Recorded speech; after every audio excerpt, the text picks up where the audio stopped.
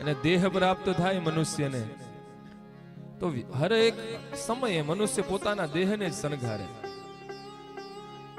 પોતાને શણગારતો હોય. પણ આ પણ એક ભાડાનું મકાન છે, શરીર પણ, અને એનું ભાડું તો આપણે ક્યારેક ચૂકવવું પડે. અને કંઈક તુચ્છ સંપદા પ્રાપ્ત થઈ જાય તો અભિમાનથી એ વ્યક્તિ હાલતો જતો હોય.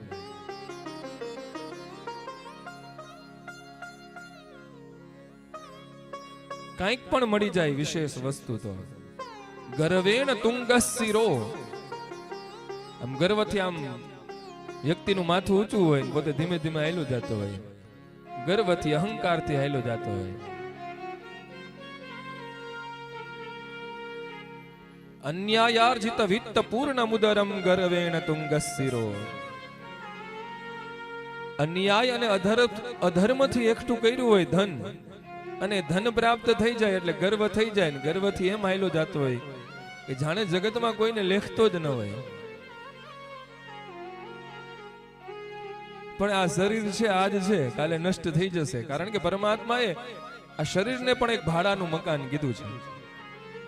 આ દેહ છે એ ભાડાનું મકાન છે, આજ નહીં તો કાલે ભાડું આપણે ચૂકવવું પડે. એટલે માને મારું મકાન કીધા રંગને રોગાણ, જાણે કાયમ લીધું છે વેચાણમાં, તારે રેવું ભાડાના મકાનમાં.